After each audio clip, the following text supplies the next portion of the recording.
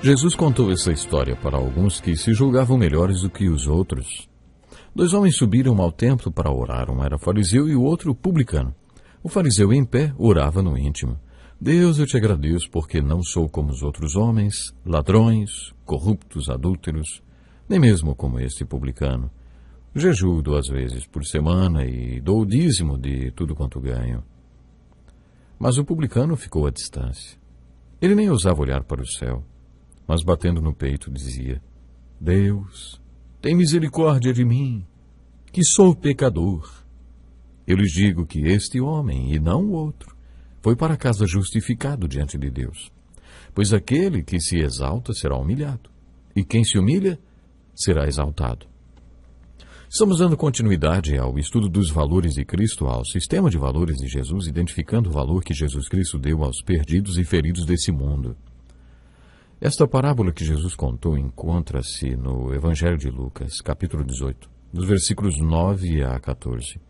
Jesus contou esta parábola para pessoas que confiavam em si mesmas e que se achavam melhores do que as outras. Ou seja, aquele tipo de pessoa que acha que será salvo por causa dos seus próprios méritos.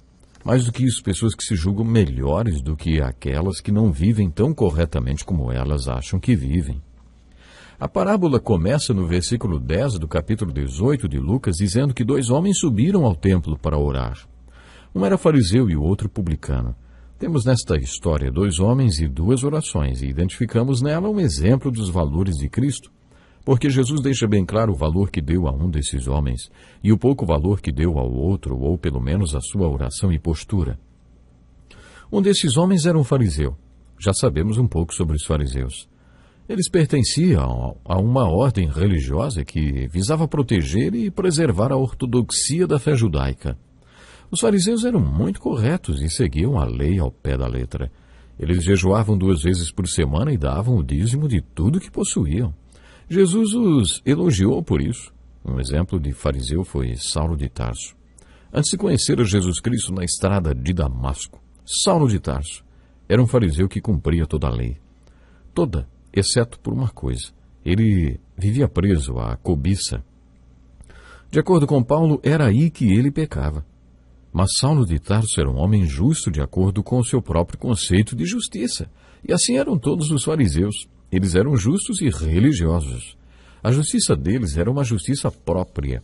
Eles acreditavam que ser justo era uma questão de disciplina pessoal que vinha deles mesmos. Eles achavam que poderiam fazer o que Deus queria que eles fizessem e que conseguiriam ser o que Deus queria que fossem se tivessem autodisciplina, usando seu próprio esforço e capacidade. Depois que Saulo se encontrou com Jesus Cristo na estrada de Damasco, ele passou a considerar toda essa justiça dos fariseus como esterco. O outro personagem desta parábola era um publicano, um homem como Zaqueu, que também era publicano. Jesus não disse se o publicano dessa parábola era o chefe dos publicanos ou não. Como já vimos, os publicanos eram judeus que recolhiam impostos dos próprios judeus para o Império Romano e geralmente ficavam com uma porcentagem do que recolhiam. Eles eram odiados por todos e considerados o exemplo personificado de pecador. O fariseu fez uma oração que tecnicamente nem era uma oração. Ele falou: Senhor, muito obrigado, porque não sou como esse homem, se referindo ao publicano, e depois citou alguns tipos de pecadores. Depois ele notificou a Deus que dava o dízimo de tudo que tinha e que jejuava 2 vezes por semana. A palavra orar significa pedir, e toda oração tem uma parte que se refere aos pedidos. Mas o fariseu não fez nenhum pedido na sua oração. Aquele fariseu era voltado para ele mesmo. Uma das evidências do seu egoísmo está no número de vezes que se referiu a ele mesmo. Ele não fez nenhum pedido, simplesmente informou a Deus, e talvez a todos que estavam na sinagoga ou no templo, que ele era um homem bom. Em outras palavras, atenção, Deus, eu sou um homem bom, hein? Não esqueça. Ele começou e terminou a oração falando apenas dele mesmo. Sua postura era de superioridade.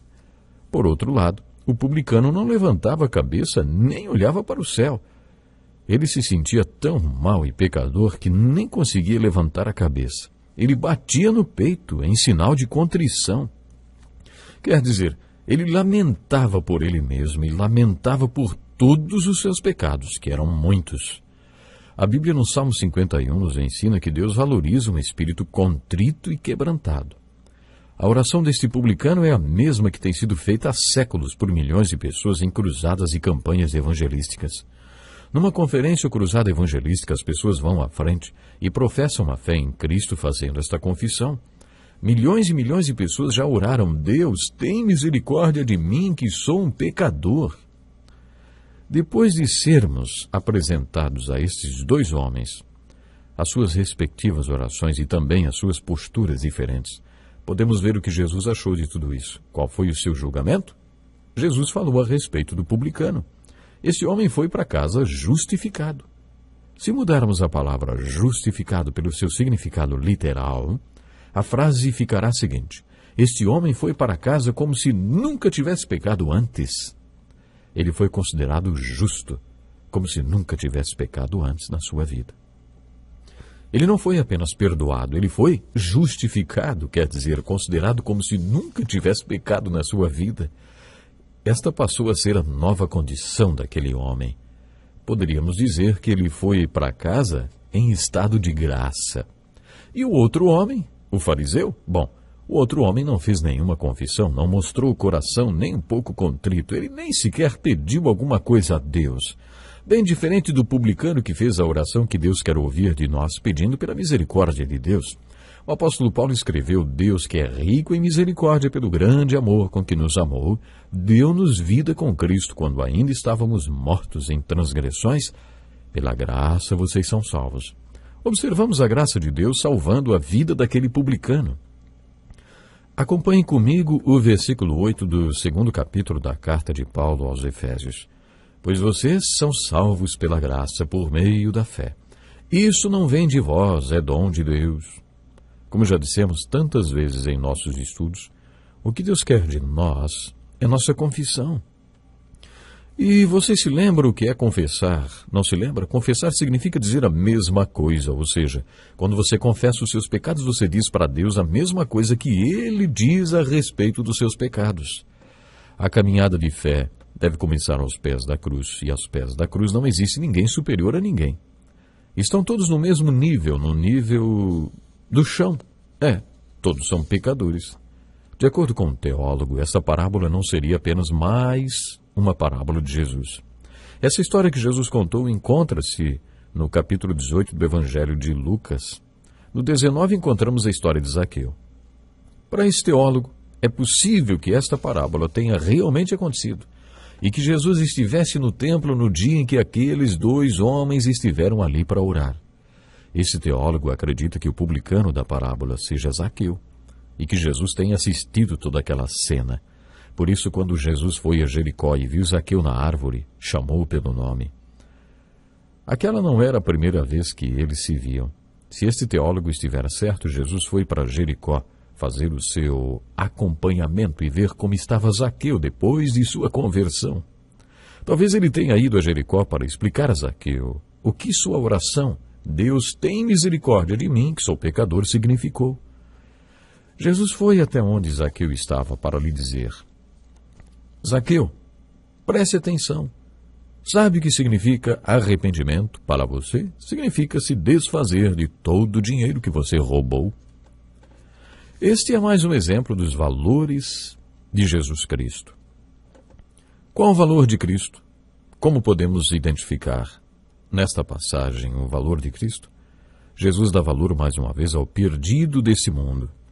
Jesus aqui dá valor aos pecadores perdidos, aqueles que depois de confessarem seus pecados, descobrem não apenas o valor que têm diante de Deus, mas como também a salvação que Deus enviou aos perdidos é especial.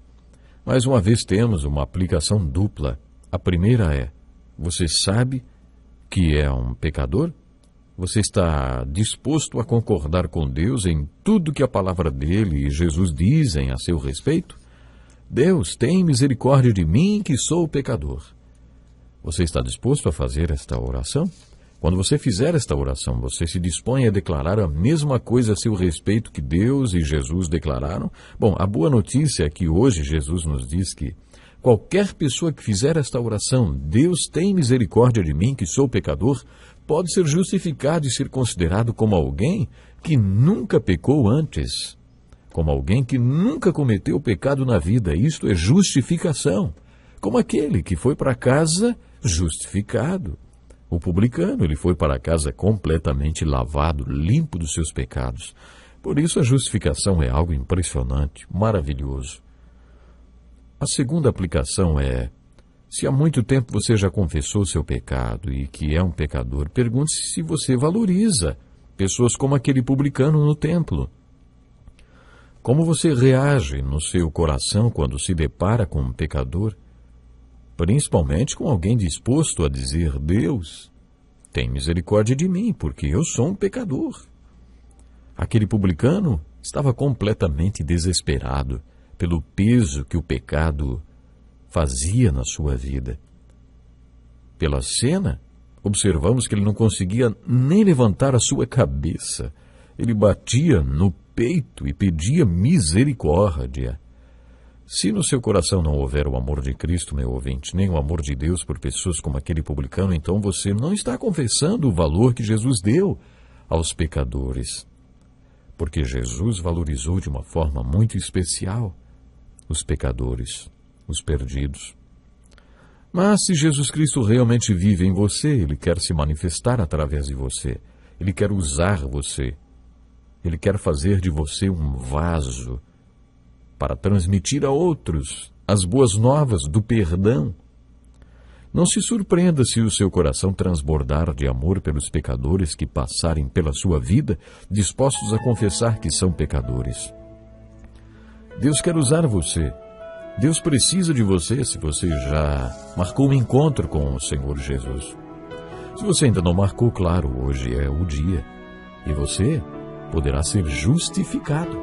Como foi também aquele publicano, você poderá hoje ficar tão leve, tão livre, como que se nunca tivesse pecado antes. Apenas peça misericórdia. Encerramos o programa de hoje. Deus lhe abençoe. Este é um estudo escrito pelo Dr. Dick Woodward, na voz do pastor Edson Bruno. Até o nosso próximo encontro com a palavra.